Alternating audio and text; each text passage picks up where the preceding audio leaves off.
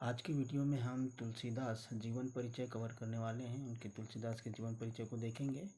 सबसे पहले है इनका जन्म 1532 ईस्वी में इनका जन्म राजापुर में हुआ था और इनकी मृत्यु 1623 ईस्वी में काशी में हुई थी। इनकी माता का नाम हुलसी देवी था और इनके पिता का नाम आत्माराम दुबे था। इनके बचपन का नाम राम बोला था और इनके गुरु का नाम नरहरिदास था और इनकी पत्नी का नाम रत्नावली था। इनके भक्ति ये राम भक्ति के कवि हैं और इनकी शिक्षा वेद वेदांग दर्शन इतिहास पुराण की इन्होंने शिक्षा अपने गुरु नरहरिदास से पाई थी। इनके प्रसिद्ध महाकाव्य है जो विश्व प्रसिद्ध है, जिनका नाम है रामचरितमानस और इनकी उपलब्धि है ये लोकमानस का कवि इनको कहा जाता है। आगे है ये सरयू पारीण ब्राह्मण थे और इनका जन्म भुक्तमूल नक्षत्र में हुआ था, जिसके कारण से माता पिता ने बाल्यकाल में ही त्याग दिया था। मैं आपको बता दूं कि इनका जो माता थी वो 2 दिन बाद ही इनकी माता जी चल बसी थी और कुछ ऐसा अनिष्ट जान करके इनके पिता ने भी इनको त्याग दिया था। बचपन में अनेक कष्टों के साथ इनका व्यतीत हुआ, भिक्षा मांगते थे, घर घर साधुओं के साथ घूमते थे और इनका और पालन पोषण प्रसिद्ध संत नरहरिदास ने किया और फिर उन्हीं ने नरहरिदास ने इनको शिक्षित किया और वेद वगैरह की शिक्षा इनको दी और ज्ञान भक्ति की शिक्षा इनको प्रदान की। और इनका विवाह पंडित दीनबंधु पाठक की पुत्री रत्नावली से हुआ। पत्नी से अत्यधिक बहुत इनको प्रेम था और इनके सौंदर्य के प्रति बहुत आसक्त थे। एक बार इनकी पत्नी बिना बताए मायके चली गई, तब ये भी अर्धरात्रि में आंधी तूफान का सामना करते हुए उनके पीछे पीछे ससुराल जा पहुँचे। इस पर उनकी पत्नी ने उनकी भर्त्सना करते हुए कहा, लाज न आई आपको दारू आए हूँ साथ। इसी फटकार से तुलसीदास को सांसारिक माया मोह से विरक्त कर दिया और उनके हृदय में श्री राम के प्रति भक्ति भाव जागृत हो उठा। इन्होंने अनेक तीर्थों का भ्रमण किया और राम के अनन्य भक्त बन गए। ये अनन्य भक्त बन गए और भक्ति दास्य भाव की भक्ति इनमें दिखाई देती है। इनकी रचनाएं हैं, लगभग 12 रचनाओं को प्रामाणिक माना जाता है। तो पहला है रामलला नहछू। गोस्वामी तुलसीदास ने लोकगीत की सोहर शैली में इस ग्रंथ की रचना की है और ये इनकी प्रारंभिक रचना है।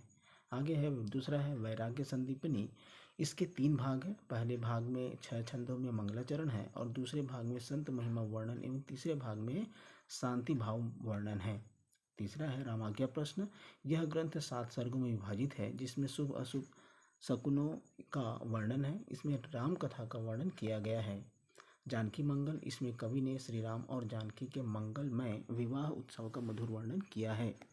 5वां है श्री रामचरितमानस। इस विश्व प्रसिद्ध ग्रंथ में मर्यादा पुरुषोत्तम श्री राम के संपूर्ण जीवन के चरित्र का वर्णन किया गया है।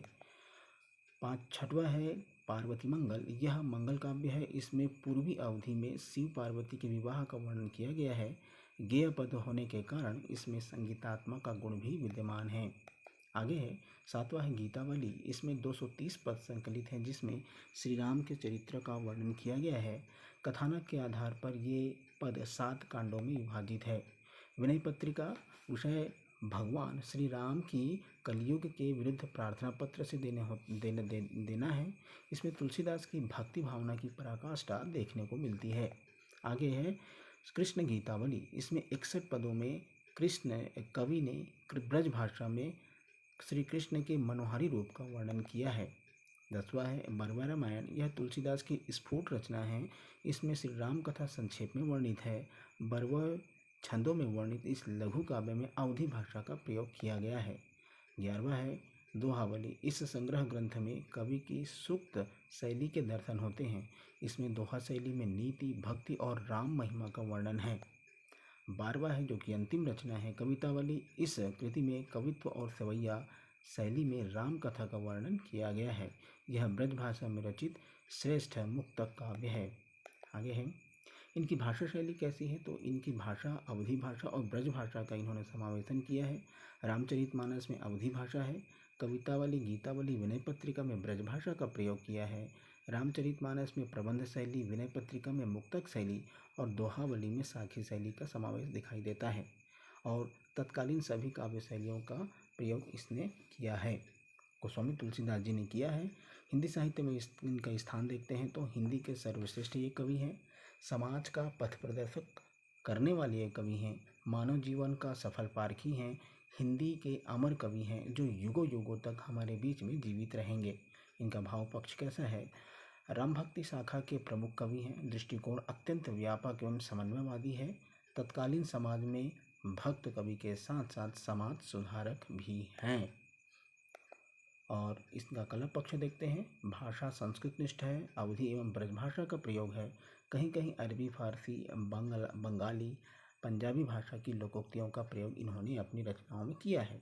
मुख्य रूप से इन्होंने अवधी भाषा का ही प्रयोग किया है। इनका बचपन देखें, जन्म लेने के बाद पहला शब्द इन्होंने राम बोला था, तब से इनका नाम राम बोला पड़ गया था। माँ जन्म के दूसरे दिन ही चल बसी थी और बाप ने अनिष्ट से बचने के लिए बालक को चुनिया माँ की एक दासी को सौंप दिया था और स्वयं विरक्त हो गए। 5 वर्ष का हुआ तो चुनिया भी नहीं रही। गली गली भटकता हुआ अनाथों की तरह जीवन जीने को विवश हो गया और इस तरह तुलसी का बचपन बड़े ही कष्टों में बीता।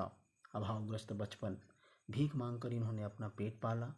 परिचय राम भक्त साधुओं से हुआ और उन्हें ज्ञानार्जन का अनुपम अवसर मिला। भ्रमण करते रहे और इस प्रकार समाज की तत्कालीन स्थिति से इनका सीधा संपर्क हुआ। तो आज की इस वीडियो में बस इतना ही, और यदि अगर अच्छा लगा हो तो इसको लाइक कीजिए, सब्सक्राइब कीजिए। Thank you.